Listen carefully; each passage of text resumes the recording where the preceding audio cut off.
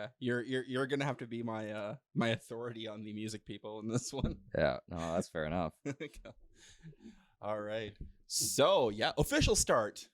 What? Welcome. Hello, everybody. Welcome back to the second episode of the Fox and the Film podcast. I am Josh of Josh T Film, and I am joined on the couch today because it's never the same set by my longtime friend and video store compatriot, and also named Josh. Yeah.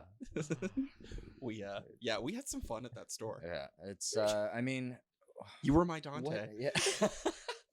What better job to really bond people together through film than working at a movie store? Oh yeah, Like, and this was all like as the video store industry was dying. yeah. So it was we were the guys playing the violin on the Titanic as it's going down, like drowning, drowning, and yet having so much fun Drowning. doing it. trying to sell people a $12 half off membership when Netflix cost $8 at the time.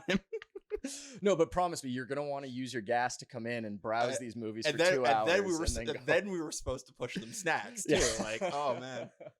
Which is but the kids' movies were free. The kids movies were free. The kids' Listen, movies were free. So I don't even care saying this. Most of them are out of business. We worked at a Family Video, and like Family Videos survive in ghetto areas because it was all dollar movies. Yeah, exactly. And we were in Grimsby, which is the wasp nest, To say the least. to say the least, To right? say the least. Like a town full of mostly old Dutch people, where everybody was in bed by 9.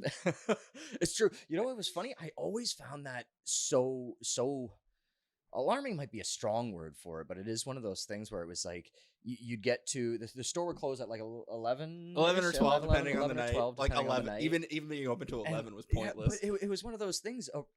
You'd get to 10 o'clock and Yeah. you'd be dead for the next 2 to 3 hours. And we ended up like so like streamlined at doing all of the tasks that you're literally like just like poking stuff like an inch over so it's all like perfectly straight to keep yourself occupied. Yeah. What else could you do besides watch movies? Yeah. Yeah. And even that, like, do you remember when we Yeah. started? So we won't get too far into video stories, but we're gonna get a few. Yeah. Do you remember when we first we had that manager from the States when it first opened, and the only movie he put on was Madagascar 3? Oh my god. Like, this is why I've deleted all of those from my server because I can't have it. Yeah. I just can't have and it it's the anymore. reason that I get like visibly angry when Katy Perry's Firework comes on. I'm like, that's a nice empowering song, but I've heard it so many damn times. But just shut it off, man. Shut it off. Yeah, I get it. But yes. Well, if people are interested in hearing more of those stories, I'll get you back and we can just have more video store chat. That sounds wonderful. But so for this episode, I was introduced. It was actually it's a Netflix movie that was in my queue and then pushed to me by my best friend. And then seeing that title, I'm like, that's a movie I'm gonna have Josh watch if he hasn't found it on its own, which I'm surprised. I'd be surprised if he didn't. I mean, the algorithm wasn't gonna give me a chance. No, it was just it had metal in the name, so it was just you need your last video was some kind of monster, so it was like no chance. Yeah. But yes, we're watching the 2022 brand new Netflix film Metal Lords.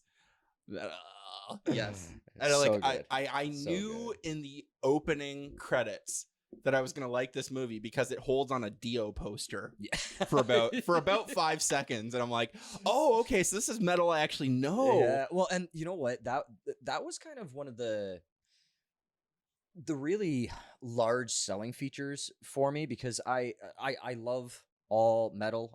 I've been a metalhead and listened to heavy music most of my life. Yeah. I like all music, but I gravitate towards the heavier stuff. Yeah. And as you well know. Yeah. And it's just one of those things where I found I was a little apprehensive at first because of a lot of the just the stigmas and the situations that can arise in metal with people being elitists or like those extreme over masculine types that are just like, well, if it's not Metallica, you can just shut the fuck up. And it's just it was so nice to see the plethora of metal that they went about including in this. Yeah. it was good times because it was a lot of like 80s stuff, which I told you was my mother's Yeah. music. Like I saw It Dio, is. Judas Priest, and Metallica. I'm like, oh, that was stuff my mom played. Yeah, and then that opening scene really does, it really encapsulates how well they've incorporated just metal in all of its aspects into this movie, even though it being a very like cute coming of age movie. It's just the aspects of metal that they've integrated into it are just it's just great. You have those powerhouse like 80s, 70s, 80s, even 60s metal bands that are just like they're staples, like Dio, like you're saying. But then they also in that opening scene, like I was telling you, they start panning out and you see all these concert photos or posters, and they're bands that I've seen, they're bands that I listened to yesterday. So it's like you see like the Black Dahlia Murder and Converge and all these other bands, and it's just that to me that opening scene is exactly like you said. That's what you're just sitting there feeling seen in awe. I was just this is my movie. Where was this movie 15 years ago when I was 16, 17?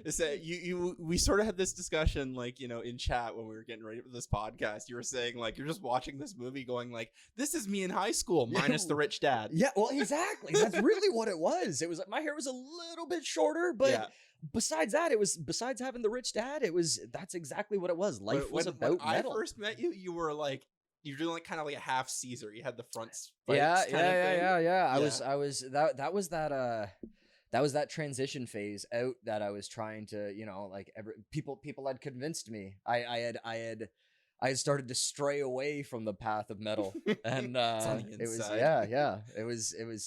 always there. There's a never healing hole from a lip ring. And it is 2 lip rings.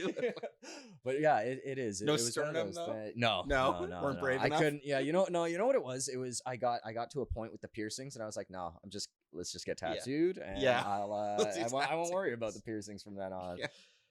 No, it was. But yeah, it was such an amazing opening to see, in the sense of that inclusivity across the board. Like it was, I was just super stoked, and then it turned out to be such a well-rounded movie in the sense of being that like I said, like coming of age tale, but just integrating all these incredible metal aspects. Yeah. So definitely like some pretty stellar performances from young actors. And absolutely, so we've got our main 3. I've just got the IMDb, because these people are like so fresh. Like I couldn't memorize their names. I think they're all. I think the oldest was the girl there. The main... So that is. So that's the character is Emily. Yes, and, Emily. I think she was her most recent, her oldest credit is 2017. Yeah, I think I looked up their ages, and I think she was the oldest at 20 to 20, under 25. Right, I would say under 25. So and it was funny. I read actually in preparation for this. I told you I did a little bit of his. I did a little bit of background. I'm interested in the trivia you dug up. So Tom Morello, who is Rage Against the Machine's guitarist, as well as he plays in a few other bands, and producer, music consultant. He was the executive producer on it. So after seeing that was such a huge selling feature to me, in the sense of having somebody that is genuinely so ingrained in the metal community and has been for the past couple decades at least, to have him there to back them and really show them the ropes, as far as if you can't learn the instruments, at the very least you can look exactly like what you're doing. And he said he was at points. He was convinced they did know how to play these instruments. Right. I was actually thinking about that. I was like, are they just faking it really well? Were they really playing? And that was a point that I was so interested, because you hear about all these actors, and especially younger actors, going full force into these roles, and it's one of those things where you hear a lot of them learning instruments and that type of thing, and it's one of those things where apparently none of them actually went so deep into actually really tangibly learning the instruments, but they with the help of Morello, he made it to such like he taught them to such an extent where they were able to pull off the performance like they did and make it look so credible. Yeah, because there are parts where Hunter, the main one of the main characters and the guitarist, he's like doing like these like slides on the frets, and they're like in perfect conjunction with the music. I'm like, is he really playing? Yeah, no. Apparently not. Apparently, a lot of them were all just it's a lot of really, really well done choreography. Yeah. So that was really impressive to me because there were aspects there, especially I found with was it not Evan, the drummer, Kevin with Kevin, played by Jaden Martell. It was mind-boggling to me that he was not, in fact, learning these songs, that his rhythm and the syncopation and the way that his movements were portrayed in it were just spectacular. Oh. We have a visitor? I love random animals in the frame. All right. See, that was... Yeah, when they showed Kevin doing his thing, I'm like, I believed it so thoroughly. Especially I found when they were doing that transition scene. The transition scene when he was learning that War Pigs might be the best scene in the movie. That's really what sold it for me. Until researching it after the movie, I genuinely felt he actually did play the drums, but he does not. Yeah, it was incredible. That scene is incredible. So yeah, it's we should actually kind of give a little bit of a synopsis. We kind of got right into characters because they are fantastic. This is true. But basically, yeah, it's a coming of age story surrounded around two friends trying to start a metal band. One of them, Hunter, he's the more aggressive about it. He's a what I would define as a metal elitist. Yes. Oftentimes it's exactly that. You're in high school, all these bands are you're jiving with all of the things that they're saying, so it's hard for you to really kind of having been in that position, it's hard for you to really kind of separate yourself from their message. And it's one of those things. It's which gets really funny at that later part of the movie, which we'll totally get to. That is just a beautiful contradiction of everything that character thinks. It is. But yeah, so you've got Hunter, who's like, you know, he's very three-dimensional, actually. Like, you could totally just look at him and say like, oh, angry white boy who's into metal and he's spoiled and but then there are those amazingly heartfelt moments where he has his friend Robbie with that has Down syndrome, and he's just so heartfelt and loving and caring towards him. I think it's all about because he sees himself as the champion of outcasts. Absolutely. That's why he's, you know, one with his friend, you know, they're trying to be like, they're outcasts together.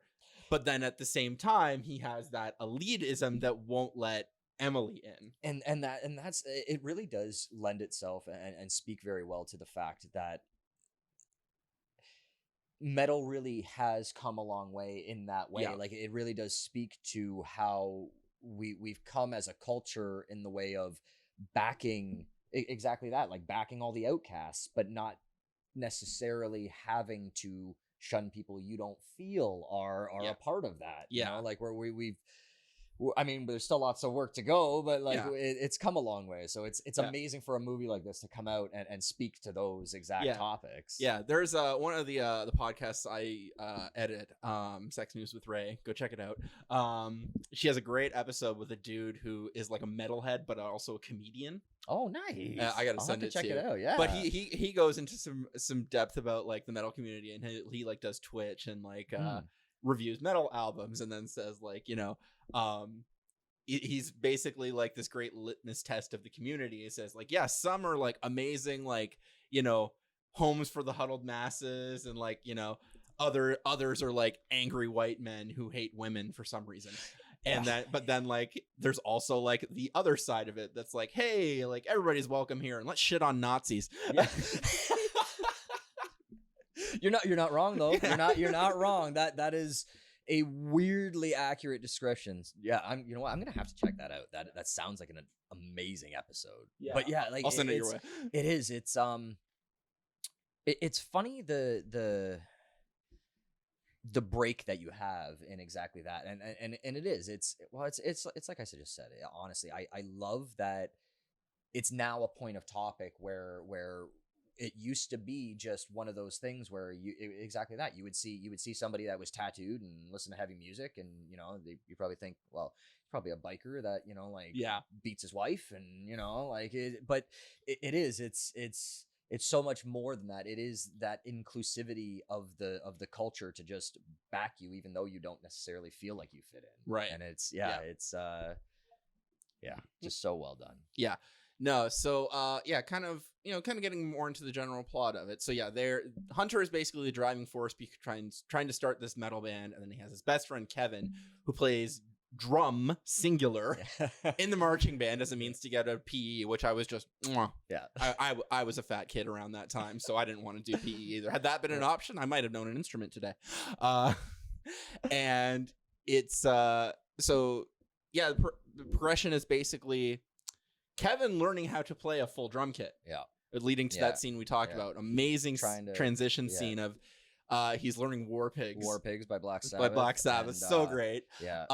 And it's an amazing montage scene because he's playing it from start to finish, starting very awkwardly, like headphones in, just figuring out the beat, and you know, progressing, basically showing him learning how to play the drums.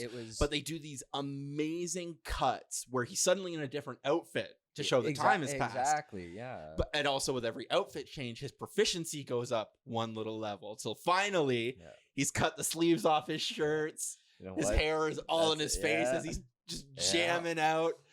And that was such a great shot scene. It was a great way to show to somebody's like integration into metal, where it's one of those things where exactly his clumsiness off the start is kind of like finding your way and what you really like and what you don't like, because it's one of those things with metal, like having that many subgenres and all of that, like it's hard to find the things that you like per se. So then seeing him do this transition into, or make this transition into being just this wild metal drummer, just banging his head and like going ham on these drums to War Pig. It's seeing him find that you know, that feeling of like, I am in metal. But it's one of those things where moving from that, and then, you know, like when they move into this whole like the tryout portion to that might be the funniest scene. The buddy they have come in. Yes. So there's a scene. So it's just Hunter and Kevin in the beginning. So a guitarist and a drummer, and they want a bass player, and their initial efforts fail because the one guy they know who plays the bass, Hunter drives off because he's being an asshole in the presence of his dad, who he's sort of estranged from. He has a single father, and you can tell the dynamic there was the mother left and the father decided to give him everything in an attempt to keep him happy, but it just turned him into a spoiled brat. Yeah. But so their first attempt, which is done over D&D, which I'm just thinking like, okay, can you explain the connection between metalheads and D&D? Because I'm starting to see it all the time. Honestly, it's hard. It's just everything. I can speak to my experiences anyway. Like my experiences is genuinely like metal was just one of those things. Similarly to how you were saying earlier, like I found all of my outcast friends that listen to metal also were outcasts because they like things like D&D or Magic the Gathering or those types of things. So for me personally, they just kind of melded really well together and just kind of went hand in hand. But I also feel like it's like leaning into that, like, you know, like the conservative whites of the time decided to brand it as Satanists. Definitely. So D&D and metal are Satanists, therefore they're buddies. Anything that's not like so. If you don't understand it, or if you just straight up don't understand it, that's a very like that was a label to throw on. Then you know, like it just seemed like the label they threw on things. It was, and then metal has just leaned into it, like, all right, Baphomet and pentagrams on everything. And it was one of those things too. Like I found like a lot of metal, like a lot of the themes are very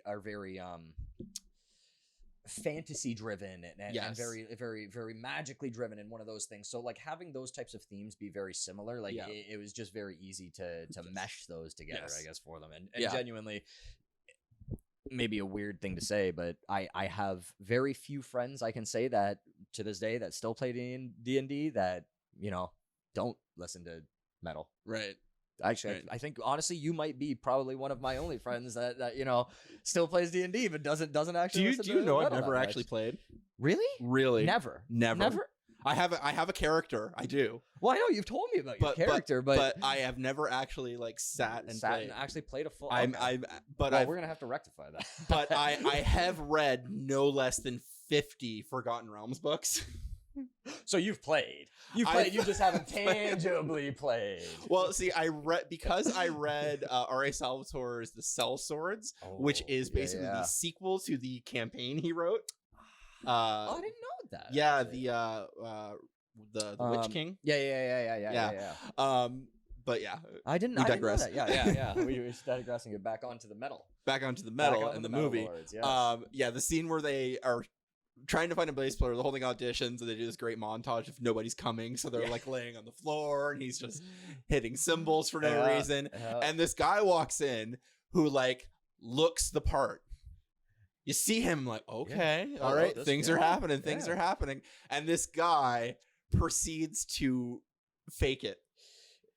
Fake it till you make it was about as hard as he was going, and it went all of the worst kinds of wrong. Yeah, he's just doing like, look at the guys and like jam together, but meanwhile he's plucking random chords and not even making a fret. Yeah, well, and it was one of those things like the weirdest part was when he was doing the like grinding up to him like the Robert Plant kind of up to Hunter, and it was like you saw Hunter was backed up against the amps. He's like, let's worry about the song. Let's learn the song, and then we can work about the stage elements and those after.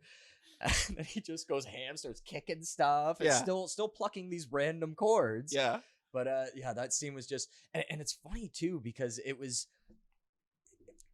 The overarching theme of this movie was just so incredible to me because they just touched on so many amazingly hilarious aspects of like the music industry and like especially metal, I would assume, that like band members come and go and change and whatnot. So it's one of those things to see like that aspect touched on in a movie like this is just so hilarious, and it was so well done because it's oftentimes exactly how it goes.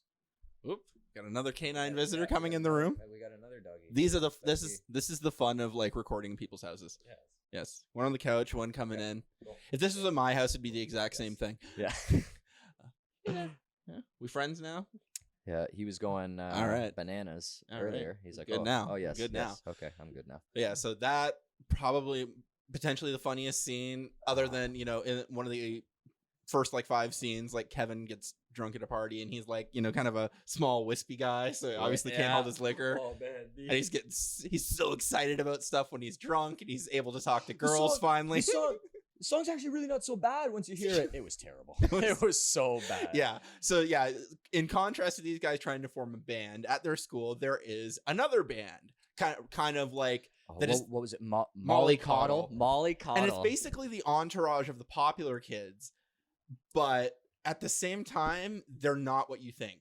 No, and like this could have easily been like, oh, these are the elitist jerks who think they're a great band. Like, no, they're just a bunch of dudes who also happen to have a band. Yeah, and he's at like, there's a bit where like Hunter gets slammed into the rack of amps. Yes, and like yes. Because there's a bully, of course, and then like the head guy of the band, I believe his name is Clay. Clay like is immediately like trying to be nice to Hunter, like, oh man, you okay? And then like Hunter, because he's in this angry asshole because phase, he's that metal elitist, decides to tell them that they're like they're a shitty band because they play top 40 covers. Exactly. Yeah.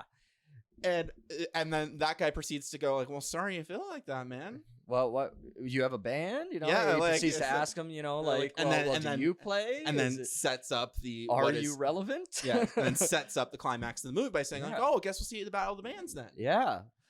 And like, which was brilliant because it was sort of like he was being nice, but also that was his like, okay, his way prove it. Well, show me what you got then. Yeah. So it was, and then the way the movie took off after that was just, it was just so well orchestrated and just that it was that wonderful montage of these kids learning themselves, as well as like Yes. something as extreme as Yes. like the culture of metal, and Right. it was just Right. yeah. It So was, then, yeah, that's kind of like, you can tell that's obviously going to be the climax of our movie, which leads us into the one of the biggest themes of the movie, which is first love. But that leads to the lack of a bassist, and meanwhile Kevin is forming a blossoming relationship with a young girl named Emily, who plays the cello. yes. And when we are introduced to her first, she's playing the clarinet and marching band. Yeah. Not well. Not well is an understatement. And to say the then least. you know, when the teacher gets in her face, she proceeds to have a very vocal freak out, which in a Scottish accent is mwah. Yeah. Oh. It really is. It's the chef's kiss of the no, there's no room up here. Yes. But so she is the third leg of the tripod of this movie. But so she is interesting because her and Kevin have this blossoming relationship, and she is I don't know if a neurodivergent's the right word for it, because it's like medically fixable. Yeah. They describe it. She has low concentration of serotonin in her synapses. So I don't know the actual term for that. So she's a medicated person. Yeah. I would assume she's on some type of sertraline. I think it was sertraline that was on the label. So it was some type of. So anyway, she has a mood disorder. Yes, she has some type of mood disorder, which was amazing for them to speak on as well. Yes. Like nowadays in a movie that's this spoken about and this advertised. Which immediately, when that happens, you know, Kevin immediately wonders, well, that's pretty metal, right? Yeah. Like, she got in that guy's face. let me ask you this: which was the better freakout for you? When Hunter was antagonizing her in the classroom? Much better. Or much better. I don't know. Because you know what? That. When I was younger, I had something like that. I was never medicated for it, but it was definitely prone to mood swings, and I definitely picked up a chair once. I definitely was getting ready to take a swing at somebody. That's amazing. I spent a lot of time in a counselor's office in grade 7. No, but it is. It's if anybody from grade school happens to find this, yes, I was not well. I was not well. But it is. It's one of those things where I appreciated like I did love the Hunter antagonizing her bit, yes, but at the same time, in kind of an amazing way, though. Yeah, well, and that's what it was, like that Ulysses, like montage, like monologue was. Oh, so good. It was so well. And he's being a raging asshole, but doing it so eloquently. The way that he. Oh, we got guests. Okay, we got extra guests. I'm all for it. What do you have to say? Nothing. Okay. Okay. But the way that he integrated that monologue with. He's giving giving the speech about why Greek mythology was metal, essentially. That's really was what it was. But yeah, he I loved that one, but it was Kevin's reaction to her losing her shit on this teacher, walking away, calling him a see you next Tuesday. The teacher basically said, well, this is America. You can't say that. She's Scottish. They say that on network TV. And instantly Kevin going to his mind, well, that seems like that's pretty metal to me. Like these are those connections that are just so like comedically accurate and amazing in this movie. Like it was just so well done. Said I love their kind of initial courtship, Kevin and Emily's initial courtship, which is he like comes to her with Hunter's sheet music because he doesn't understand it. Yeah, because he hears he's like setting up his drums in the school like music rooms, and then he hears cello, and he goes and sees, and it's Emily. You find out she's a very good cello player. She's not a good clarinetist. No, amazing cello player, and goes to her with the sheet music, and then she proceeds to like, he asks her, oh, do you like heavy metal? And they have that reoccurring joke, like, you mean Rock of Ages? Yeah. That was a great joke. And then he hands her the sheet music, and she's like a classically trained musician. She can read sheet music, so off she goes, and she's incredible. And that was kind of the moment that Kevin started to get it. That's true. We have that amazing montage we talked about where like he's learning war pigs and she's kind of watching from outside the window. They're dancing around each other until finally she walks in after like sees that he's, really found his groove, and she comes in and sits down, and they start playing War Pigs together. She's doing it on the cello, he's doing it on the drum, and I just like called it musical foreplay. And honestly, that is the best term that you could possibly put to it. It was so well orchestrated and so well thought out, and the back and forth of it is there's beverages being brought in. Yes, thank you. It was just so well done and so well thought out, and it spoke so well to the bonds that exactly that people can make. Like I get it was their blossoming relationship, but I found it was just so, for me personally, like it was just so amazing to see this happen over metal. Right. And I see the reason I think I appreciated it was because it was a like chronically shy guy and a girl with a mood disorder having this way to speak without speaking. And that's what it was. It was, and honestly, even just taking it from a like a realistic perspective from like me in high school, like it was one of those things. I found metal really was my language to speak to a lot of my friends. Mine with anime, and that's what it was. It was just so it was so reminiscent for me to see this, and especially I found that montage, like between them, you'd see her outside the classroom, him inside the classroom, and then the back and forth, and then just jamming it out together. Like it was beautifully orchestrated. So well choreographed. Amazing. Like I said, when you're talking about film, and a couple guys I follow and I really aspire to this as well, they say, I know if the scene does not advance the story, why is it in the movie? And that scene was unquestionably story advancing. Oh, absolutely. Well, and even after, like, running in tandem to that, when Kevin starts really seeing the value that she could bring to Skullfucker, who is the name of their band, Hunter's idea. Who would have guessed? Angry Hunter's idea. I love too, which we'll get to. I love what they finish with in the finale as the band name, like just so good. Spectacular, so good. But how they segue into Kevin realizing how much value there is in her being in his band. That was a question I had. Like, okay, so a cello 4-stringed instrument, right? Yeah. Does that mean it's a replacement for a bass, or does that it's a different sound? It is a different sound to a degree. I mean, like because a cello is a stringed instrument as opposed like a bowed instrument as opposed to a plucked instrument. Yeah.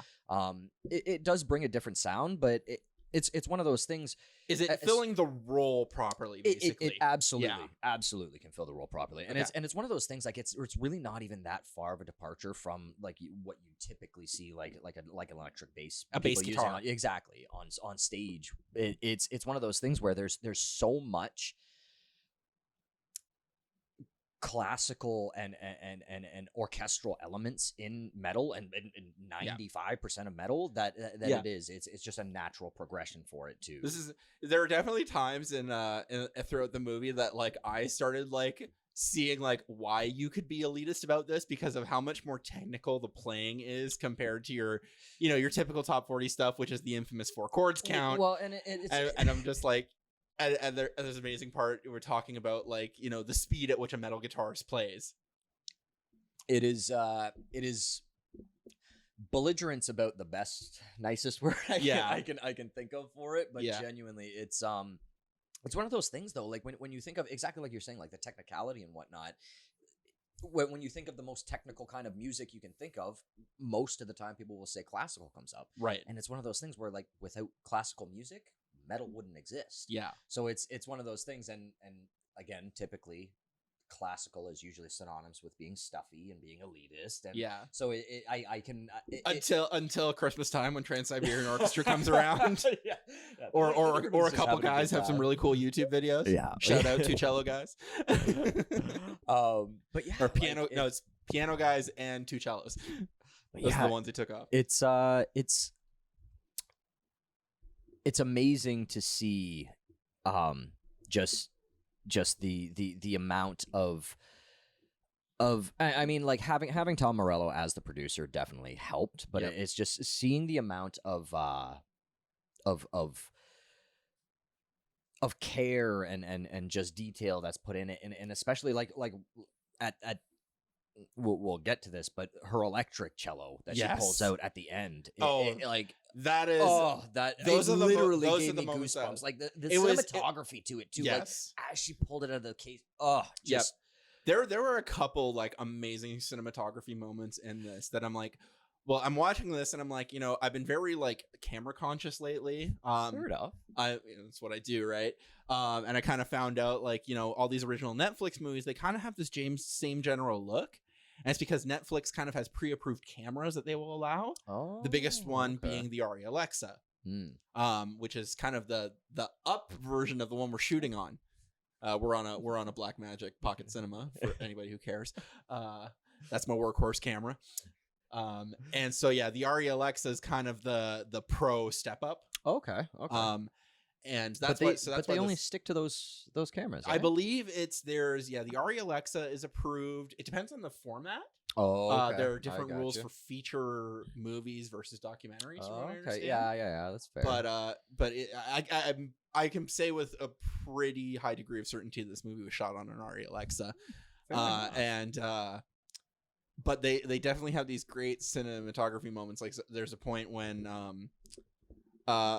again, amazing like juxtaposition scene. Hunter is decided he's had enough of, you know, like people picking on him, and you know, him and Kevin have had a slight falling out because of the blossoming relationship with Emily. As he would say, and I hate to cut you off, but this line killed me. When Kevin originally brought Emily in to introduce her to the band and to bring the prospect of Emily joining Skullfucker, the fact that Hunter's line of no was no Yokos. Yes. I was like, okay, how is she a Yoko? She's playing. Well, that's just it. It was just so. It was the perfect line to show him as that ignorant, stupid teenage elitist a little bit of toxic masculinity. Exactly. It just encompassed all of those really shitty negative aspects of exactly what's wrong with that culture. And also like the initial thing was like a cello playing girl in a metal band is the gayest thing I've ever heard of. And then Emily gets him without saying anything, proceeds to look around the room at his posters of like leather-clad men with like bulges in their pants. And it's just like, she doesn't even say anything, and he just like realizes what he said and has to try and get around it by saying, you have to take that in context. Like, no, man, she's got you. No, yeah, well, really though. Like when you have a room full of dudes in leather banana hammocks, it's hard to get around the gay factor. Yeah.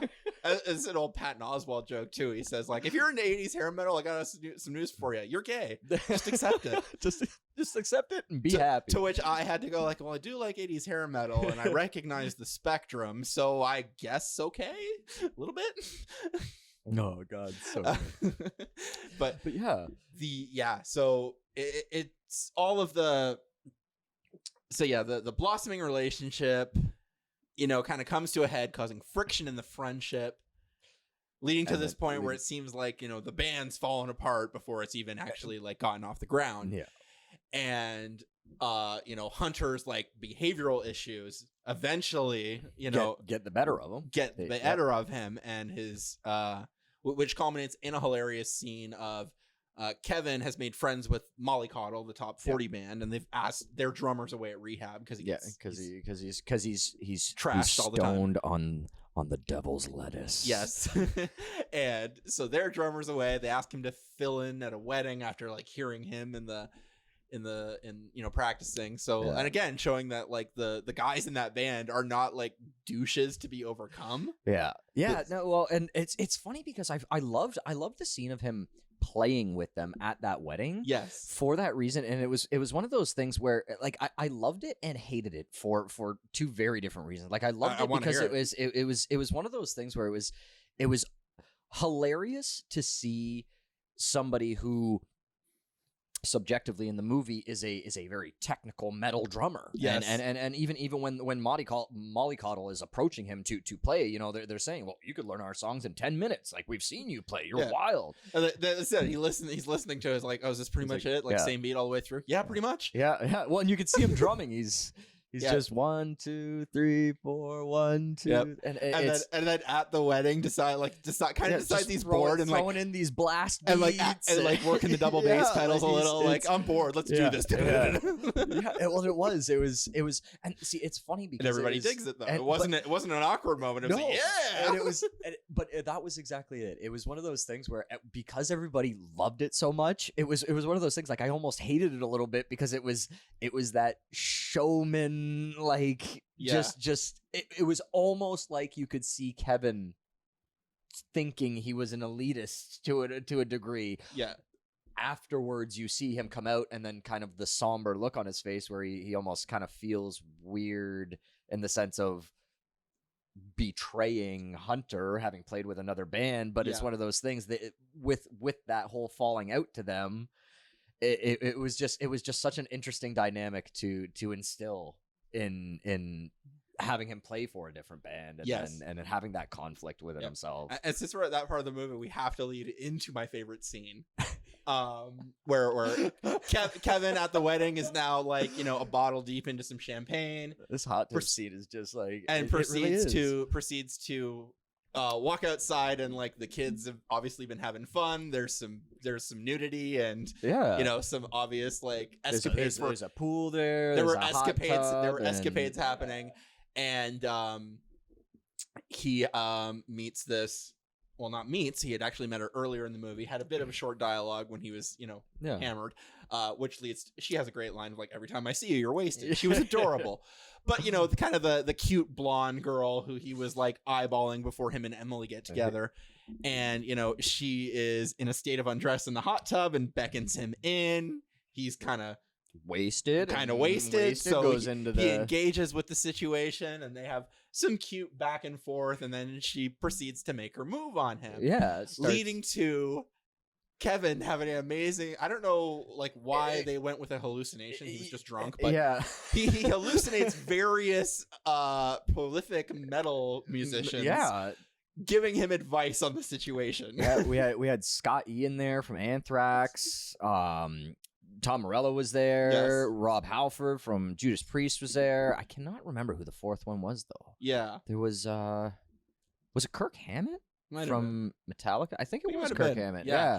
And so like it basically is like the devil angel moment kind of going down the line of like first guy says, you know, what do you need, man? A tutorial?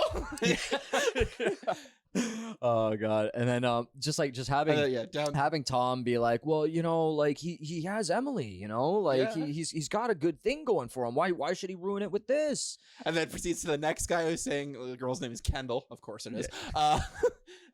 Like, Kendall's a human too. She's making her desires known. And proceeds to Rob Halford from Judas Priest to have Rob Halford like and Rob Halford being who he is, like in Judas Priest and whatnot, to have him as the anchor and like the voice of reason. Like that was the killer part. Proceeds to like, do you love Emily, Kevin? Then don't be an asshole.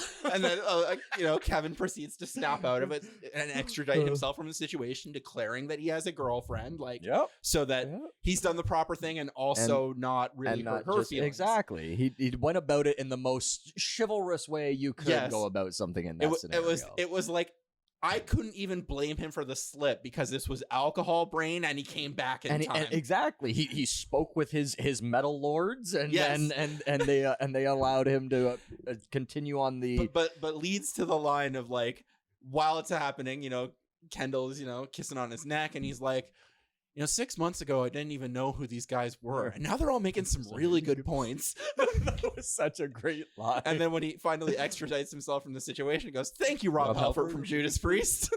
It was like, it's epiphany moments like that in movies that, what is it you want? Oh. No. No, Doggy you distractions. you go away. Yeah, it's the puppies. It's the only thing that can distract me from anything. It's the only thing that can distract me from metal. Actually, is puppies. This is big. But yeah, like to have those points and to have like those, especially those guys, like they're just giants in the metal scene. To be in there was just and talking just, like real progressive modern guys, and that's what I mean, like the era of metal that they came from, like it was spectacular. And so concurrent to this scene where like Kevin has basically been invited to be a popular kid is essentially the theme of it. Concurrent to this, Hunter's ways have gotten the better of him, and his dad has decided to send him to rehab. Yep. Which again leads to another fantastic scene. So I honestly think this portion of the film probably was my favorite. Like it's a really good like third act. It really is just so. It culminates the movie so well. Yes, it really does. Like and just the performance by Joe is just he really so is just... Hunter in rehab is sitting there with looking ragged. He's got a black eye from another altercation, and that was from when he taunted Emily. She threw a chair at him. So he's got a nice big bruise on his forehead from it. That was hilarious because everybody took Emily's side because he was clearly antagonizing her. Well, really. So he's sitting there waiting to have his consultation, and the doctor comes around, and there's a great moment of they do like the pan up, the reveal, or he walks around him and sits down, and you see that it is the fantastic Joe Manganiello. And like the thing is, I know you are a fan of Joe, but I don't know how into his exterior life you are, but like I know he has Death Saves is his company, which is it's a D&D like based company. So he makes Joe kind of really like he kind of like outed his nerdyism with this viral Twitter post of like some like meathead like posing in the gym mirror saying like, I don't play D&D, and then Joe responded by posting his muscle fitness cover and the words I do exactly. But he's so huge into D&D, and like we were saying, D&D and the metal community, that it was so incredible for him. He is the dungeon master of Hollywood's elite D&D. He is. And then at the same time is engaged or married to Sofia Vergara. Way to go, Joe. Yeah, really. Good for both of you. You are living every metalhead's dream. Good for both of you. Like, that's a good match. Yeah, I like really, that. Though.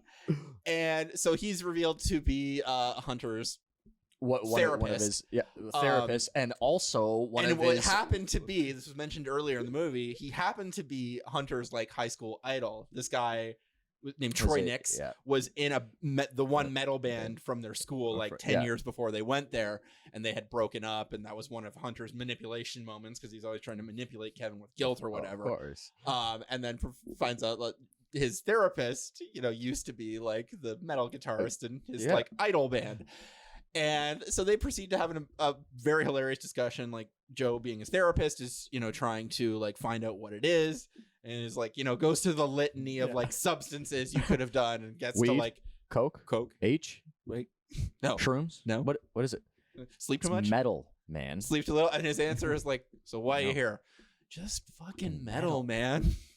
Jesus Christ! And proceeds. All right, let's get you out of here. Proceeds to walk him out and get ready to discharge him. But I love that one line though. That last line before Hunter actually is left, like Joe leaves him, is just, listen, this guy, he's got problems. Pointing out the high drummer from Mollycoddle, who happens to be at the rehab center. He goes, I can't babysit your ass just because you like brutal fucking music.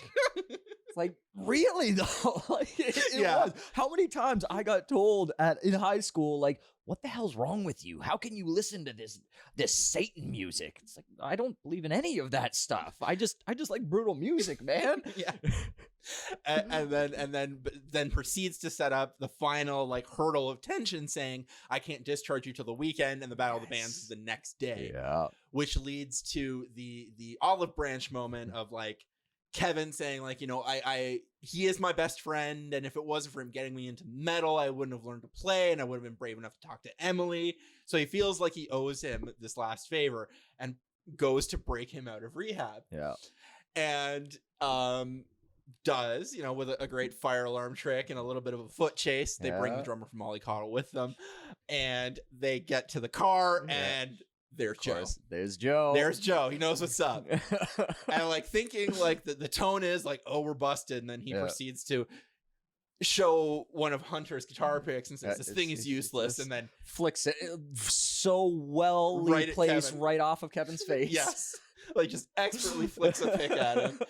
And then takes out a chain wallet. You'll never be able to get high speeds with accuracy tone with that piece of shit. Yeah, you'll have you ever get articulation at high speeds. Articulation at high speeds with a pick that thin. And then pulls out a chain wallet, hands him like a thicker pick, and sends him on his way. Hunter almost tears up with the gesture. Before like getting one last dig in. Like, this your car? It's a real piece of shit. Walks off scene. And out. Absolutely spectacular performance. I was just like, okay, well, this is his movie now.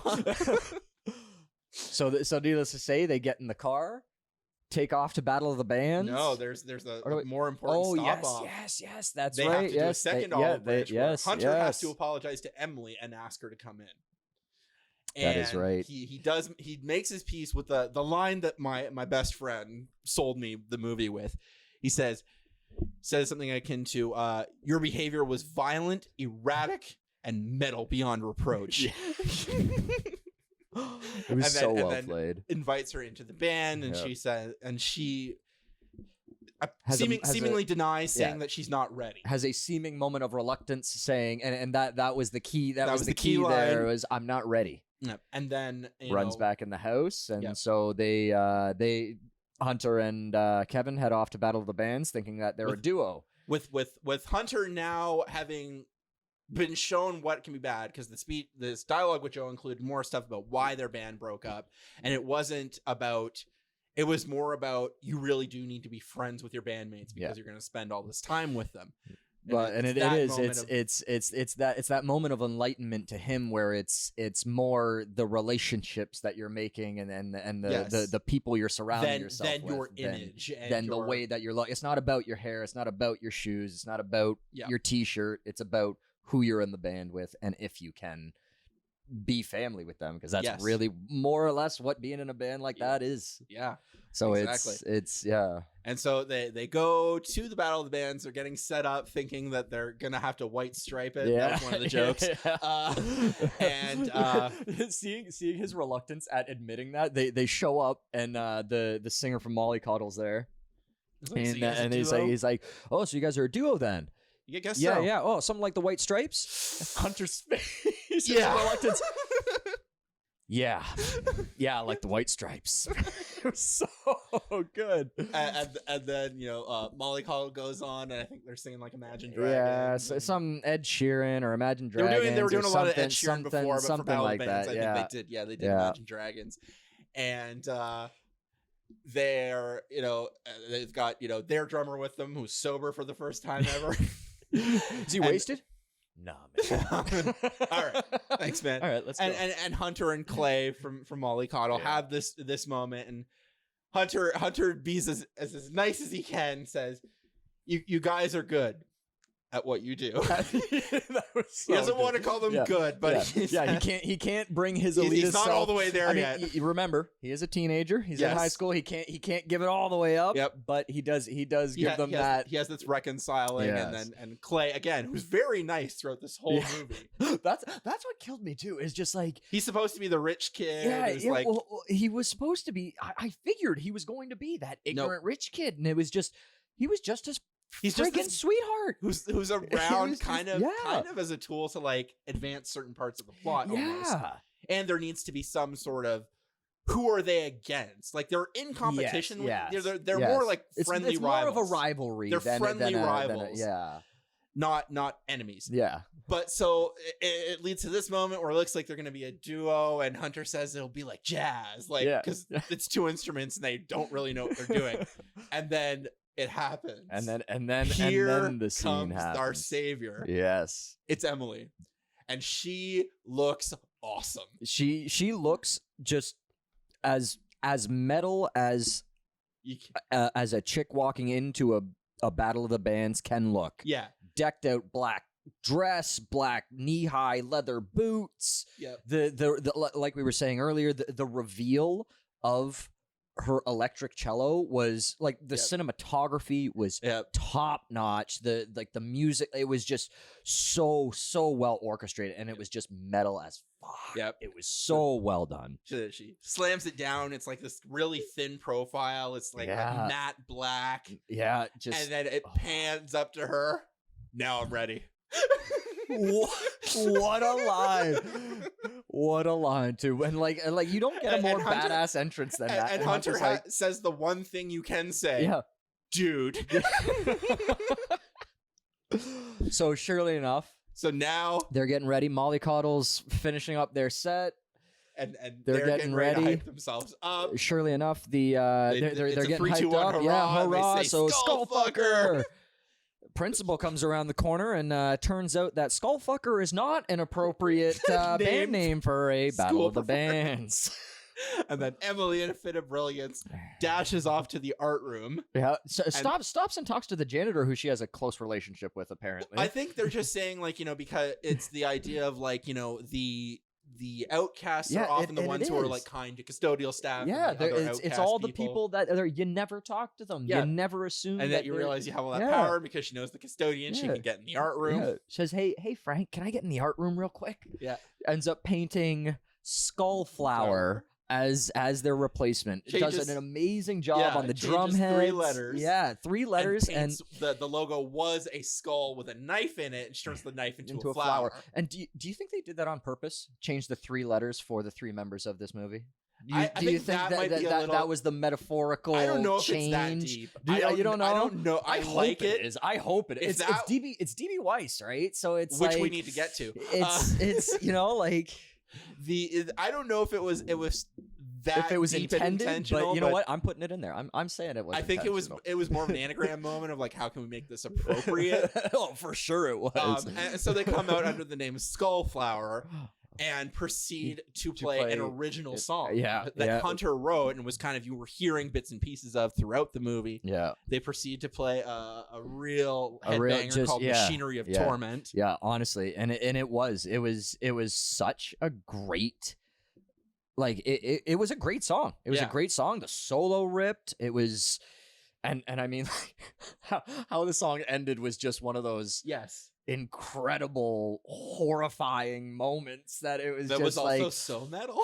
And it was just so metal. But like I loved the solo bit. Like they're ripping on stage and they've won over the crowd. They've won over the crowd. At first you can see the reluctance in the crowd. Nobody was having it. Nobody was having these heavy tones and these blast beat drums, and then slowly after the lyrics started, you could see people kind of bopping to it, starting to get groove to it, and then eventually everybody just started going full ham. They were going ballistic. Emily was breaking bow strings. It was incredible. They're moshing. It's like it's happening. And then when Hunter starts his solo and he has that like ethereal, he appears to be floating outside of his body and above the crowd. He actually looks very peaceful. Yeah, and the smile on his face, he almost looked like he was about to tear up, because it was one of those things where it was, and even throughout the movie you see all this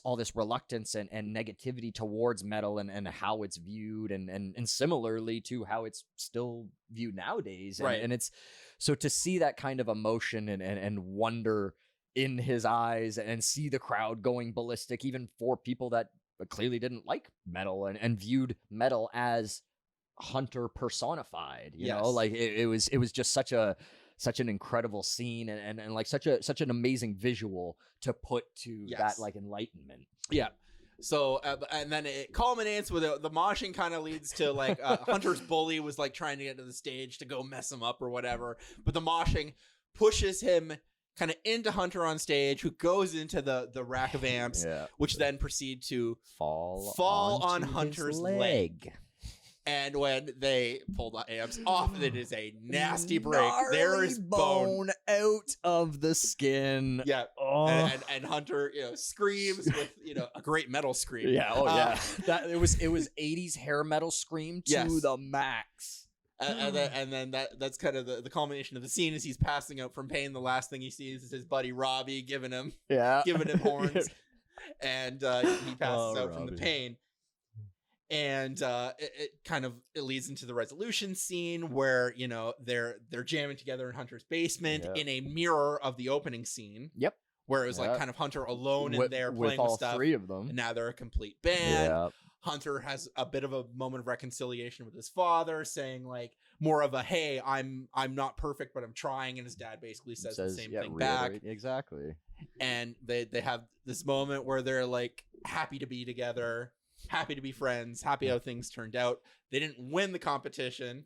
But he was okay with the fact of having their name out there, having done what he set out to do. It should be noted that the guys winning was like the footnote article to him breaking his leg on stage. Being the headline page on the school paper. That was wonderful. Yes.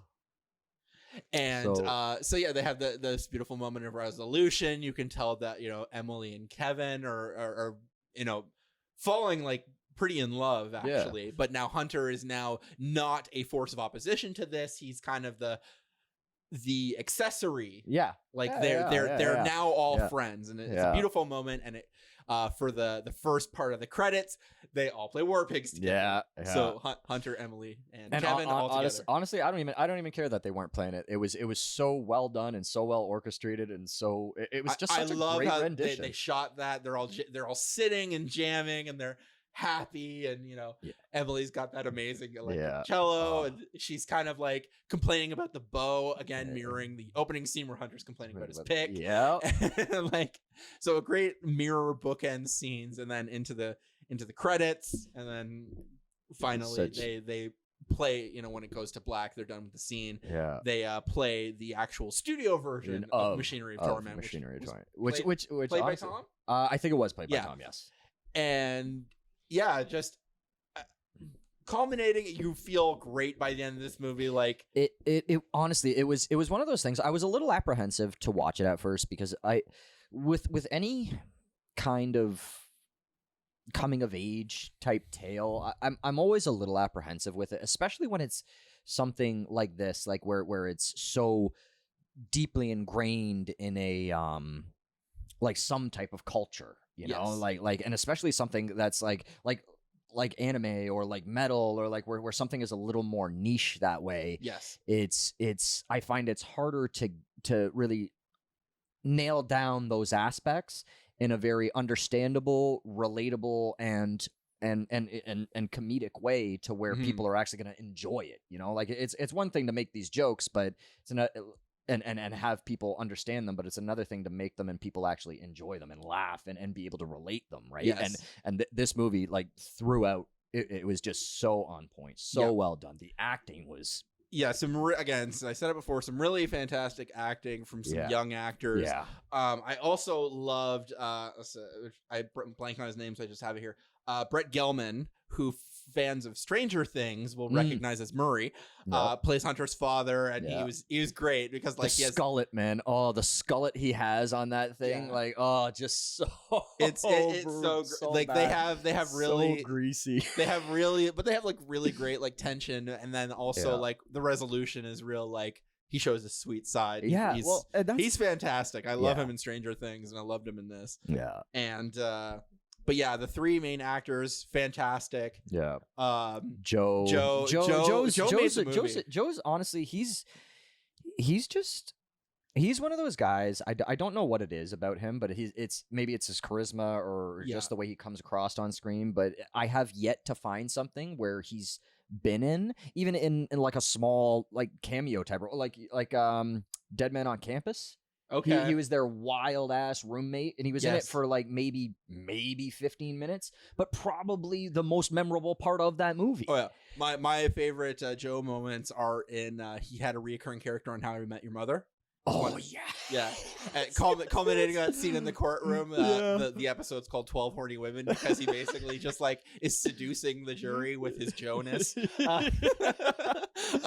But yeah, he did wonderfully in this movie. Yes. Honestly, it was for such like a bit role and how memorable he is in it. Like it was so well done. Yeah, so well done. And we're past our hour now, so we'll get to our final thoughts here. Yeah. But I did want to bring up the fact that so the most surprising thing about this movie, written by D.B. Weiss, and then executive produced by David Benioff, which if you don't watch your credits, you may not know, but those are the guys who made Game of Thrones. Believe it or not, the creators and showrunners of the and Game yet of here Thrones we go show. again with this fantasy. And right. Like, obviously, there's. Well, see, like I actually had to take this movie as like the palate cleanser for them because they like I'm sorry, I don't know if it was their fault or what, but the shitting the bed on the final seasons of Game of Thrones. Yeah, you know. Okay, I don't think I'm gonna blame you guys because you can clearly write something good. Well, that's just it. It was like, and that's what killed me about like when all of that came out is like everybody shitting on them. It's like, guys, you've been watching this for fucking 6 years. Like clearly they know how to write. They know what they're doing. Obviously something has gone on where, but and that's the thing too, like just changing onto the topic of Game of Thrones, it's like it's one of those things, like you look at the cinematography in those seasons, like the cinematography is so on point, except for everything being not able to be seen. Well, When they did dark, they did dark. They did when they said dark, they meant like Vanta black. Yes. Like where 99.9% of the light is absorbed. You ain't seeing anything. Yeah, so any final thoughts on the movie? I'll just throw in the, you should definitely watch this movie. It is rated R for language. Yeah. That was actually one point that I wanted to touch on. I found it a little wild that it was rated R. Like that I only clued into that fact after. There's basically two things that make this rated R, and that is the language and a particular scene where there's like some I guess there is some nudity. The hot tub scene where they're you see a couple bums and some side boob. That's true. Which but it was one of those things that maybe it's just maybe it's because of the amount of like true crime and horror that I watch, but it's like it's one of those things like rated R. I'm expecting goriness, more, like more. Maybe it's just because of us being in Canada, but it's like I expect more violence. Like I don't know why, but that R rating is more and maybe it's because we've worked in the which is one of my my personal sticking points of like television is like, okay, so you can still be PG-13 if you show a decapitation, but heaven forbid you show a boob. Whoa, hey, boobies or fucks? Whoa, no. That's an RM17, NC-17. That's it. Get this out of here. I could go on that for ages, but I honestly, rated R rating or not, honestly, it was a stellar movie. Great coming of age story. Great just like quick insight into like the metal community and just like that whole idea and view into culture of how subjectively like a teenager metalhead kind of sees the world and like how outsiders see the world in that way. Like it was just so well written and just so well executed. Yes, I found. Yes, excellent. And I'll just give it. I'll use the same words that my best friend did. Heart. Movie was so much heart. It was. Yeah. That's actually really well put. That's as she's always right, and I hate her for it. Yeah. Laura, if you're listening, stop being right all the time. Yeah. Oh my goodness, that was great. But yeah, so it is on Netflix. So if you are paying that now $26 by the time this comes out, subscription cost, you can watch it. Yeah. Netflix, if you're watching, we need at least 10 more quality movies like Metal Lord. Yes, for this $20, $25 a month. I've been using Netflix as like music documentaries lately. So yeah, you know what? Actually, they've had a lot of documentary series, like docu-series that have been pretty maybe that'll be our decent, next one. Like, We'll find a music. Yeah. I gotta always have you on for music stuff. Yeah, I'm down. I'm always down. All right. So again, highly recommended to go check this one out. Yeah. And we'll we'll wrap things up here. Do you want people to follow you if they care? Yeah, why not? Your Sure. your Instagram's very just like, hey, when I feel like it. Yeah. I'm not super active on any socials. I don't really have any. You're happier for it, trust me. Yeah, going on. But I mean, if you feel like it, my Instagram is all this and more, all one word, all lowercase. That's really that's pretty much the one. I'm not really that active on. All right, you find me on everything is at Josh T Film, and I got this podcast all set up. It is now available on Spotify and Google Podcasts. I will not do iTunes because I don't like Apple. They like messed up my account and I lost like $700 worth of music. Who can blame you? That's upsetting to hear. But then but if you're watching the video, you're probably on YouTube, so if you enjoyed it there, subscribe, and that's like where I post my work when I'm happy enough with it to show it to the public. But awesome. And this is where you find this, and so yeah, you can find it on those places. And by the time this is up, I should have some new artwork to go with this podcast that is done by the fabulous Shantel Knight. Find her at Baby. I'll include the tag. Excited. She does all my graphic design works, and she's a doll. Yeah. Great little chibi logo of me. And again, thank you so much, everybody, for watching and listening. And we will see you on the next one. See you, Space Cowboys.